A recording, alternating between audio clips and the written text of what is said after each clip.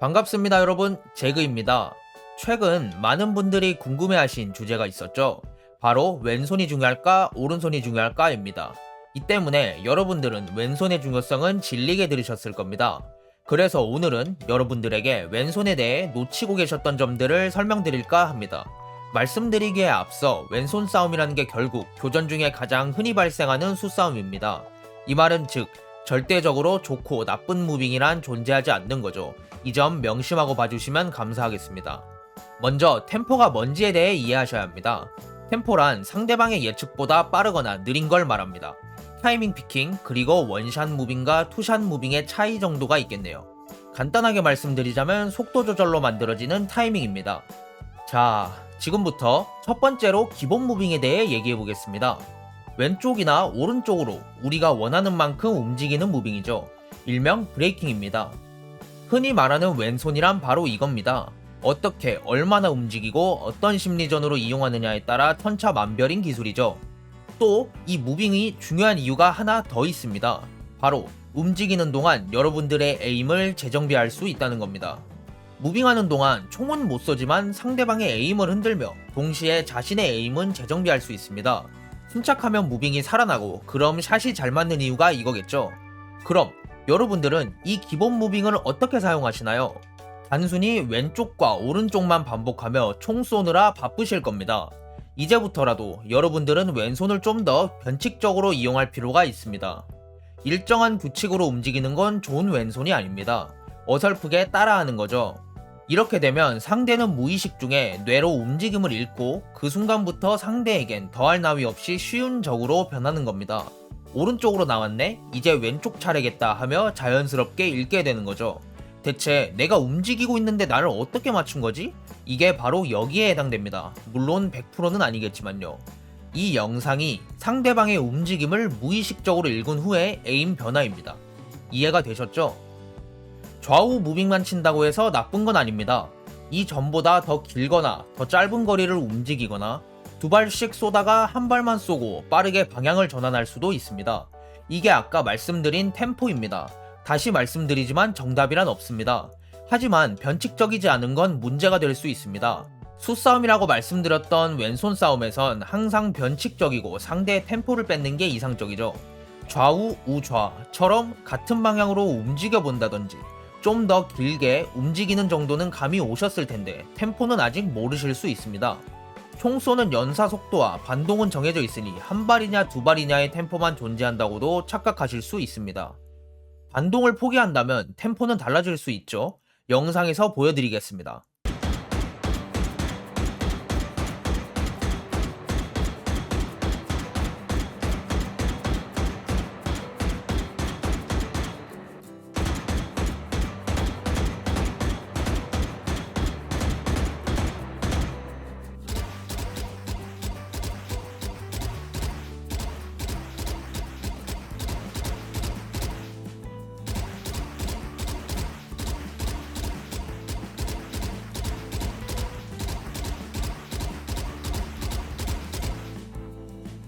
이 방법들은 교전 시간이 길어지면 반동이 하늘을 치솟습니다. 실제로 펄 비롱에서 반동 잡으려고 스프레이 긁다가 죽은 적도 있습니다. 하지만 장점이 명확합니다. 상대보다 더 빠른 템포로 총을 쏘고 움직이니 상대를 흔들 수도 있고 여러분은 적중시킬 가능성이 올라가겠죠. 여러분들은 앞서 설명드린 변칙적인 왼손을 골라서 사용하시면 됩니다. 연습하시는 방법은 데스매치를 추천드립니다. 주의할 점은 급하게 전부 다 사용하려 하지 마시고 하나씩 연습하시면 됩니다. 방향감도 좋고 템포도 좋고 일부러 반동을 익혀보려고 허공에 쏘면서 해봐도 됩니다. 연습 초반엔 당연히 헷갈리고 샷에 집중이 안 되겠죠. 스트레스 받지 않도록 모든 걸 내려놓으세요. 지금은 죽으려고 데스매치를 하는 겁니다. 실전에서는 한두 번씩 되새겨 의식만 하시고 절대 집착하면 안 됩니다. 오히려 본인의 본래 감각을 잃어 슬럼프가 올 수도 있습니다. 이제 두 번째, 앉기에 관한 이야기입니다. 앉아 쏘는 게 습관이 돼서 스트레스 받는 분들도 계실 겁니다. 그래서 앉기에 대한 몇 가지 상황만 말씀드리겠습니다. 앉기 브레이킹 같은 경우 저는 한각을 찍고 나갈 때만 사용합니다. 이외의 상황에선 되려 불리해지는 경우가 많아 거의 사용하지 않습니다. 교전 중에 앉기를 사용하는 경우도 꽤 있습니다. 교전거리가 길어 교전 시간이 길어지는 경우에 안기를 섞어 앞서 말씀드린 변칙적인 무빙을 구사하는 경우도 있습니다. 또한 상대방과의 교전 중 몸을 두세 발 먼저 명중시켰다든지 교전거리가 짧은 편에 속해 빠르게 교전 종료를 시켜야 하는 경우에도 앉아서 스프레이를 긁습니다. 하지만 안기를 아예 사용하지 않는 게 좋은 상황도 있습니다. 상대방이 2코 라운드일 경우엔 거의 앉지 않습니다. 아예 앉지 않으려고 합니다. 셰리프 혹은 마샬을 사용하는 경우 앉아있는 상대방이 가장 상대하기 쉽습니다. 실제 상황에 셰리프 한 발을 피하더라도 이후에 앉아버려 두 번째 총알에 죽은 경우 있었을 겁니다. 상대방의 변칙적인 움직임에 에임이 반응할 필요가 없이 그저 나의 조준점을 머리에 두고 쏠 생각만 하면 되니까요. 자주 앉는 습관은 좋지 않으므로 지양할 필요가 있지만 앉는 것이 훨씬 좋은 상황도 많습니다. 매번 다르기 때문에 하나하나 짚기에는 시간이 너무 많이 걸릴 것 같네요. 세 번째로 왼손하면 빼놓을 수 없는 기술, 와이드 피킹입니다. 상대방과 위치 공유가 된 상황에 순간적으로 넓은 각을 벌림으로써 상대 에임을 흔드는 기술이죠. 발로란트의 모든 총기에는 반동이 있기 때문에 반동을 제어하는 동안에는 한쪽 방향으로의 트래킹을 놓치기 십상입니다. 그래서 초탄을 놓친 대부분이 와이드 피킹에 당황하고 그대로 죽는 거죠. 일반적으로 와이드 피킹은 그냥 나가지 않습니다. 상대가 프리에임으로 제 피킹을 견제 중이라고 가정할게요. 와이드 피킹을 하기 위해 여러분들은 상대의 프리에임을 반강제로 벽에 붙일 필요가 있습니다. 이렇게 해야 갑작스럽게 벌어지는 각에 상대방이 대처하기 어렵게 됩니다. 그래서 와이드 피킹 상대로는 여러분들의 대처도 상당히 중요합니다. 간단하게 대처법을 알려드리도록 할게요. 이상적인 와이드 피킹은 내가 와이드 피킹을 실행한다. 상대방이 나를 쏜다. 상대방이 나를 못 맞춤과 동시에 와이드 피킹하며 내 조준점이 가만히 있는 상대에게 향한다. 총을 쏴 죽인다. 이 순서입니다. 이걸 역으로 이용하면 와이드 피킹을 대처할 수 있겠죠. 내가 초탄으로 맞추지 못했고 내 스프레이가 상대에게 맞지 않았습니다.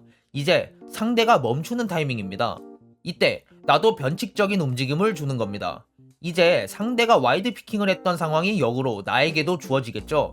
나는 움직이고 있고 상대방은 멈춰서 총을 쏘고 있습니다.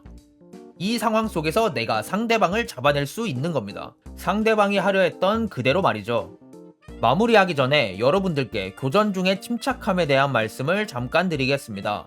여러분들이 왼손 싸움을 수행할 단계까지 교전이 일어났단 건 상대도 초탄을 놓쳤을 가능성이 클 겁니다. 이 상황 속에서는 누가 먼저 죽어도 이상하지 않습니다. 다만 침착한 사람이 이긴다고 생각하시면 됩니다. 죽으면 게임 지고 점수가 떨어지니까 급해지는 거 이해 못하는 건 아닙니다. 저도 급하게 게임하니까요. 다만 내려놓지 않는다면 여러분에게 침착함은 절대로 생길 수 없을 겁니다.